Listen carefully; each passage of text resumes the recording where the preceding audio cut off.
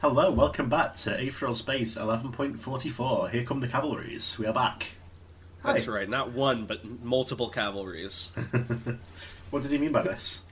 I assume one for their side and one for the supremacy side. A cavalry for each.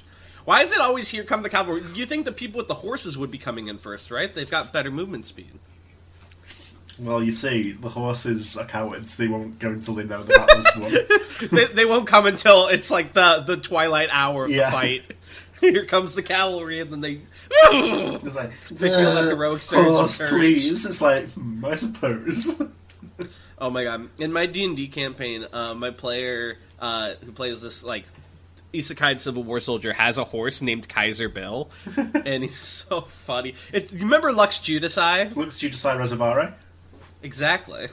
He's like that, so he communicates, but all he cares about is, like, stomping people underfoot, particularly Confederates. He's so prideful. He's like, I want to discover new ways to kill, Master. So much fun. He's very much Tanhoney based. But we're not here to talk about D&D. Tan-coded. Yeah. Oh, you're reminding me. Someone told me something was tan-coded the other day, but I can't remember what. I'll have to think about it. Anyway. Aetheral Space. You ready? I am ready.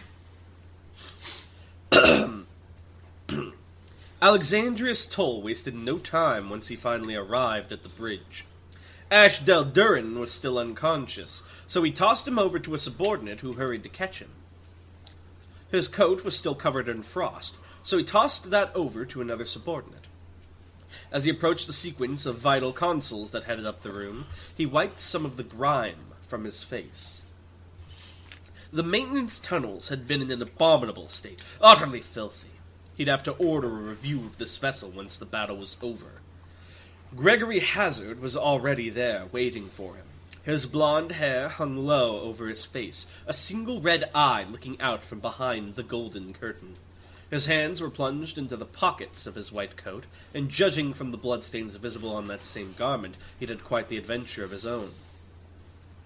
"Status report," he asked, planting his hands down on the console as his eyes scanned the readouts. By the way, in my head, I imagine he has a much deeper baritone. I simply am not capable. You're not pumped in. You can't do it. I can't do it. I'm a tenor. Houston died, Gregory said casually, his face a mask. We've lost contact with the rest, and judging from the state of the cold harvest, I'd say they failed to protect it, so probably dead too. Alexandrius raised an eyebrow as he glanced at his second-in-command. That's quite pessimistic of you, Hazard.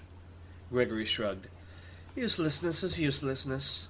Hazard's words, as usual, were harsh, but he wasn't wrong. It was undeniable now that the Cold Harvest reactor was on the verge of failure. Once it finally gave up the ghost, the majority of the ship would be flooded with ice, if it didn't just blow up entirely. Evacuation was now a necessity for survival, but evacuation to where? There weren't any other vessels in range. The broadcast a few minutes ago, Hazard said. It said the Supreme was dead. That's unconfirmed information, Toll snapped. Until we have confirmation, don't go spreading it around. It was Hazard's turn to raise an eyebrow. It was broadcast all across the ship, and who knows where else. There'd be no need for me to spread it around. Do you think there's going to be, like, sappy drama plays of the Supreme dying as a hero on another planet? It's like, you can't hurt these people anymore. Esmeralda! He'll get his own Hamilton. A climber was by his side when he died. The evil skipper in the plays, like... Yeah. Ah, the fate of a suffering supremacist. It fills me with glee. I love chaos and disorder. Let the weak roll over foot. Like We're going woke! It's so weak. It should inherit the earth. If he became Supreme, Skipper would have been the woke Supreme. I'm now instituting a new policy. Pronouns. All the same, Toll grunted. Speech is silver, but silence is golden. This is already a damnable situation. I trust you've had time to look over everything before I arrived. What are your thoughts? My thoughts, Hazard said. This whole thing is a disaster. If we'd brought a whole fleet, we could at least evacuate to another ship, but the Supreme had us all in the Tartarus like this was some sort of working holiday. It's an issue. Everyone here is well aware that it is an issue. How precisely would you recommend we solve it?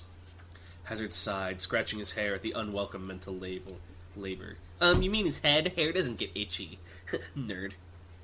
The only path of escape is downwards, I guess.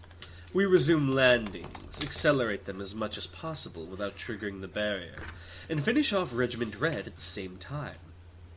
The barrier's down now, right? The pyramid collapsed. That barrier's far below the pyramid, so the entrance to turn it off has collapsed. I see. Given the state of things on the ground, it'll probably be messy. But messy is probably the best we can hope for at this point. That's right. Even if they could escape, they don't have the painting ability, so how would they leave the atmosphere? Dragon and friends. Exactly. They might be fucked. Toll considered things, steepling his fingers as he sat down. Hazard's proposal had merit. The 5-minute interval between landings had been more for the sake of the Supreme's damned games than any practical reason. Theoretically speaking, they should be able to speed that up to 1 landing a minute without provoking a response from the barrier. But with so many personnel on board, the evacuation would still take an absurd amount of time. But it seemed that absurdity was what the situation demanded. Toll was just about to open his mouth and give the order when... What voice should I do for this? I don't know, just a guy. Rashomon the Tartarus! Blared a voice over the console. Rashomon the Tartarus! Also, Rashomon is a sick ship name. I love that movie. Have you seen it? I've not. I saw the Leverage episode that was based off it. Yeah, the concept is like everyone experienced an event but tells the story Yeah. differently, so it's all about perspective. Ooh. Rashomon the Tartarus, do you read? Toll's head snapped up as he looked up to the communications operator. The mustachioed man seemed nervous as he leaned into his console, but that was only natural. The eyes of the Grand Commander were focused upon him. Probably the eyes of everyone else on the bridge. To his credit, though, his voice betrayed none of that anxiety. Pure professionalism, as Alexandrius Toll appreciated. Tartarus to Rashomon, the operator said. Hearing you loud and clear. Please state your business. Pesh Defense Force, came the response. Acting on orders from the body. We've been told to provide assistance. Is your captain available to speak directly? The navigation operator glanced towards Toll and he quickly nodded. Usually the body's interference would be atrocious. But under the circumstances, he'd take what he could get. Patching him through now, the operator said, and with a slide of the screen, the floor was Toll's. He leaned back in his chair, glaring forward as if he could see the face of the man on the other end. It was vital that he took control of matters quickly. The worst thing now would be for control of the operation to be usurped by some dog of the body. This is Ascendant General Alexandrius Toll, Toll said firmly, the instant the channel came on. The previous captain of the Tartarus was killed in battle. As such, command is mine. The vessel has sustained heavy damage, and continued operation is no longer viable. How many ships are in your present forces, Rashomon? The voice on the other end... Oh, wait, the body? I just realized, couldn't they throw a coup by, destroying the Tartarus here and now? They could, but whether they could maintain that. I think they could. Because the entire military isn't here. Based. Well, the entire special officers... Some weren't able to make it still. Perhaps.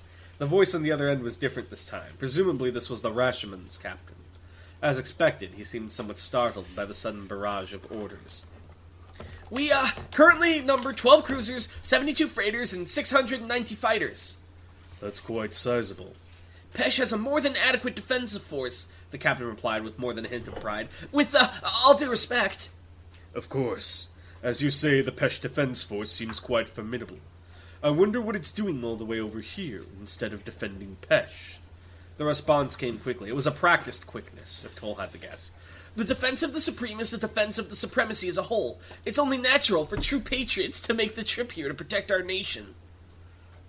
Despite the fact that the Supreme specifically forbid it, but he would not bite at a helping hand too much. As I said, the Tartarus has sustained heavy damage, Toll said. Prepare your cruisers to receive our evacuated crew. Any further orders will come from my subordinate, Gregory Hazard. At the mention of his name, Hazard looked down at Toll. The slightest frown creased his lips. No doubt he was annoyed at being given more work, but with the rest of the honest men dead, there was nobody else Toll could entrust with the task. That is kind of how it feels having a boss, is they're just like, make it work, and then you're expected to make it work. He just like you, for real. The response from the Rashomon was swift. Yes, sir. We should be within range in 30 minutes. Very good. Alexandrius Toll flicked off the communication channel and stood up, the chair squeaking in relief as his mighty weight was lifted. Finally, things were back on the right track. Now they just needed to retain this momentum. Send word down to prepare a landing pod, he barked to the communications officer before turning to leave. Hazard walked alongside him. A landing pod? Aren't we evacuating to the other ships? As Toll went to leave the room, one of his aides tossed him a new white coat. He pulled it on as he walked. I'm going down the planet myself. There's news about the Supreme. I'll confirm it personally. Is that wise? Hazard asked in that impetuous way of his. There are people who can confirm that for you. The younger man stopped at the exit to the bridge, but Toll continued walking without so much as a glance back. This is something I'll trust only to my own eyes, he said gruffly.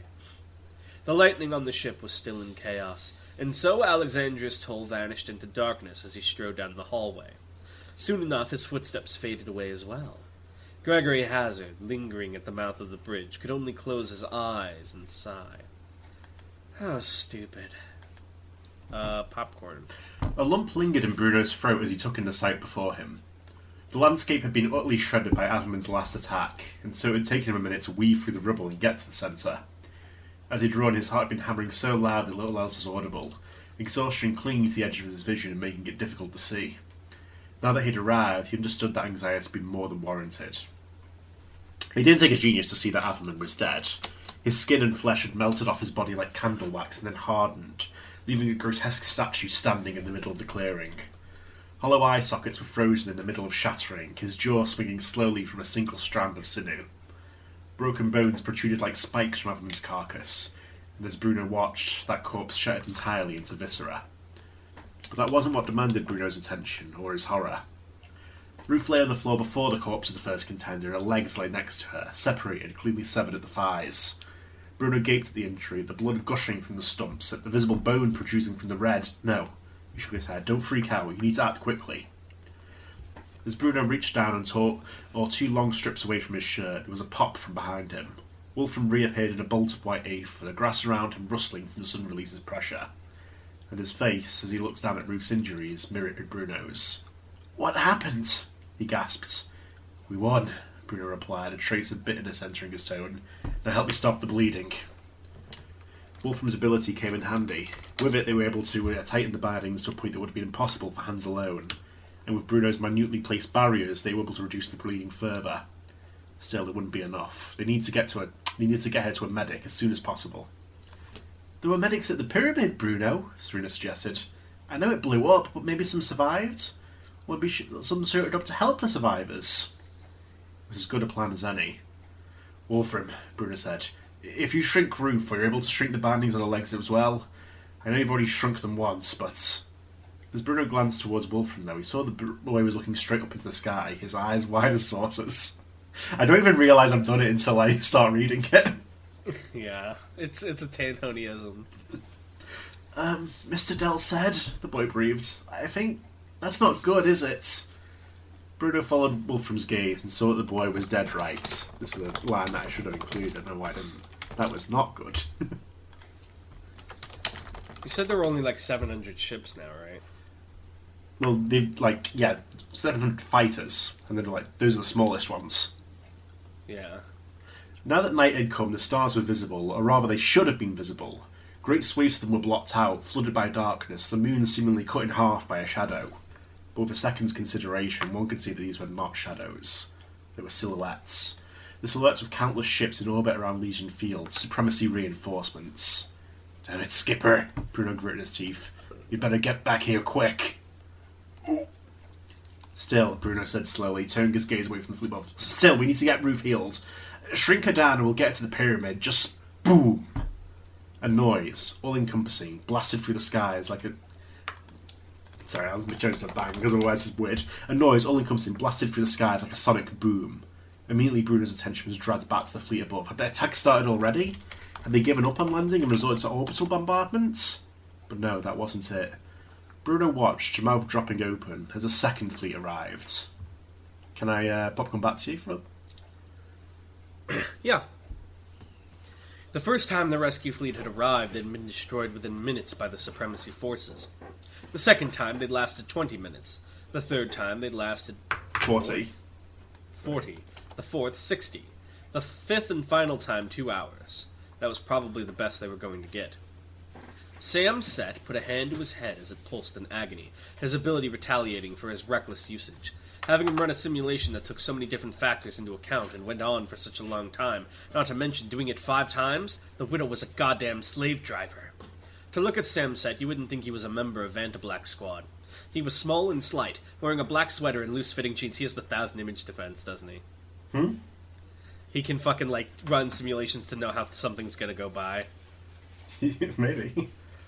His fluffy dark hair was drenched in sweat from the exertion of his ability, and his cogitant blue eyes wavered in and out of sight, the mole beneath his left eye like a piece of punctuation.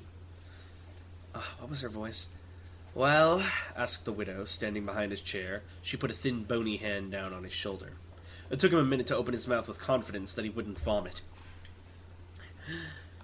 Go with the 5th strategy, he said breathlessly. That gives us about 2 hours before the Supremacy destroys us. It's enough time to evacuate the people from Elysian Fields. The Widow put a contemplative finger to her chin. Depending on how many survivors there are, it might not be enough.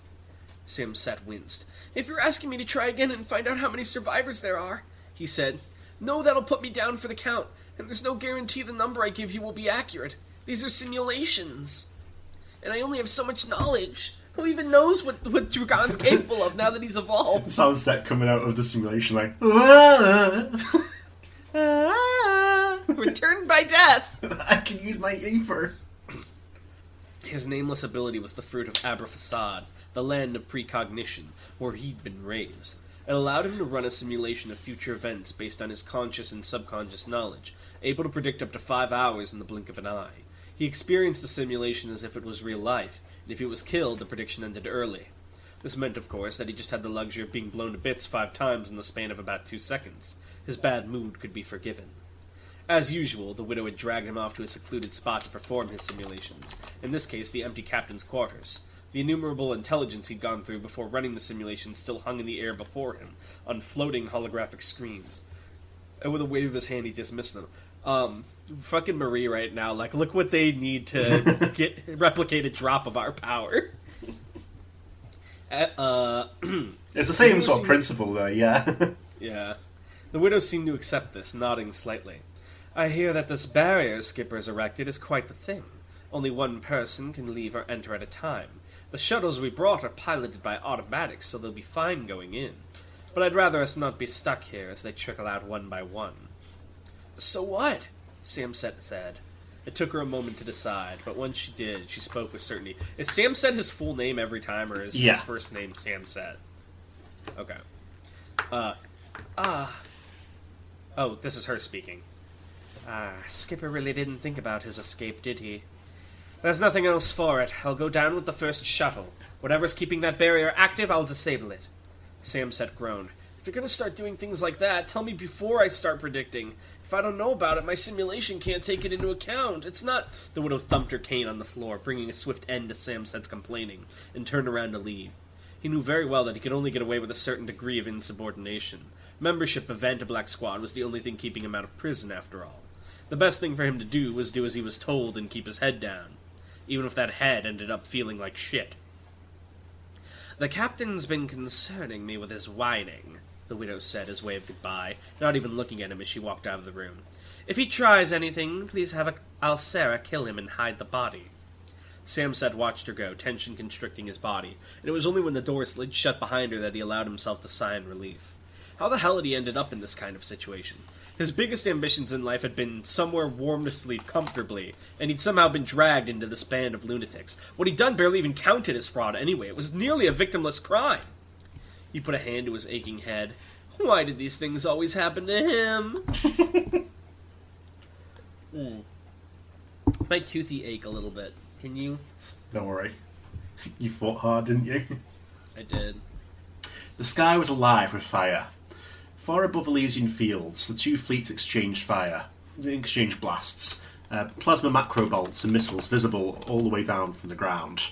Bruno gaped up at the carnage, and it was to such a degree that Serena was forced to take over just to get them moving. Ruth didn't have long. Even ignoring blood loss, the golden hours of Panacea were passing by while they waited time here. "Shrink her down," she instructed Wolfram, who'd been similarly enraptured by the battle. "Yourself too. I'll carry both of you to the pyramid, okay? It'll be faster that way." Wolfram nodded, hurriedly shrinking Ruth with another white flash, but as Serena snatched a tiny doll off the ground, there was a rustling from behind her. She turned her head just in time to see the new arrival. Dragon Hadrian staggered through the shredded forests, slowly re-emerging from Gemini World. Parts of his body, injured parts, stayed recorded, but enough of him became physical for him to walk and talk. He let out a heavy rasping breath the moment his mouth came into existence. The last Serena had seen of him, he'd been on his way to back up Skipper. Since he was back now, did that mean... "What happened?" she quietly asked, dreading the answer. Dragon blinked with his one remaining eye. "He did it." "He killed the Supreme?" Dragon nodded wearily, his eye nearly falling shut from the motion. All the exhaustion of the battle seemed to be hitting him all at once. Swallowing, Serena asked the obvious follow-up. Where is Mr. Skipper?" And then the half-man said the fatal words, so softly they were barely even audible. "Skipper's dead." Serena's eyes widened. Serena's mouth took in a sharp breath. Serena's hand tightened. But even with all of that, it was strange for her to realise that she wasn't especially surprised. Skipper had been a man who'd seemed to be searching for his own death the whole time they'd known him. It appeared that he'd finally found what he was looking for. It wasn't for her to say whether or not it'd been worth it, but it was always going to happen. No, it didn't surprise Serena, but what happened next did. Dragon had doubtless come a long way to deliver that message, being quite the distance to that battlefield and quite the distance back. The whole time he'd probably had this task in mind, telling the others what had happened to Skipper. He'd done that now, and once those words passed his lips, and that job was done, his concentration wavered for a single fatal moment. In that moment, the Constant Boy toppled forward, landing on his face. In that moment, parts of his injured body began to fade back into existence, Dragon releasing his ability in the moments of consciousness he had left. In that moment, it was too little, and too late. Dragon Hadrian lost consciousness, and the parts of his body that had not yet returned just disappeared into nothingness. A leg, an arm, scraps from his face and torso and chest, and who knew what else on the inside. Gemini World not even once. Damn. Finally, the consequences of his actions. Although, I'm a little confused, because Gemini World, all he's doing is recording himself, right? Yeah, but if he doesn't manifest it, it just goes away when he stops using Aether. But how come that doesn't happen to other people who record stuff? Because they record it and just sort of save it, basically. He's temporarily recording it. Oh, why doesn't he just save it? What an idiot. It takes more focus. It's more devotion. Use more devotion, Dragon. You're cogitant. Wow. Guess he's gonna have to up. Damn. Alright.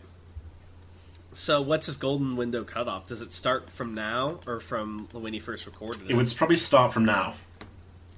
Oh man. Do you think they can get him? Do you think Pan will come through? I can't say. I'm already I'm already halfway through the final chapter of this arc, so I can't say because I know. Alright, so I didn't prepare a fun fact question. Someone asked me if personas were a thing. I don't want to spark anything.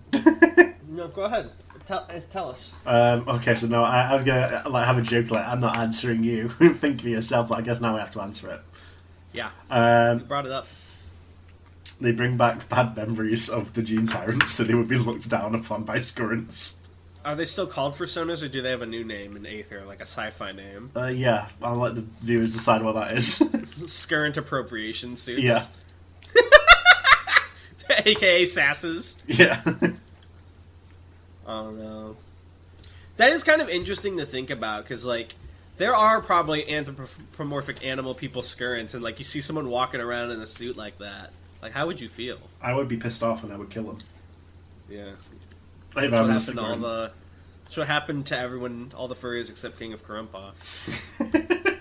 What was his fucking deal? He could turn Also about the into King of Karumpa, there's the fun fact. Who was that? He was, we know he was one of the Supreme's buddies. He would have been a special officer. And basically, The guy who's making it up on the he fly. could turn into a giant wolf. Nice. But, So I was the Supreme, like a Tony the Tiger looking motherfucker. But the improved version of it is him being able to like focus the wolfiness into particular parts of his body, because he could only like go all human or all wolf with limited intelligence. Oh. Whereas the Supreme version, he can just like get the benefits with none of the drawbacks. Nice. Alright, guys. Well, thank you very much for watching, and we'll see you next time. Bye. Bye.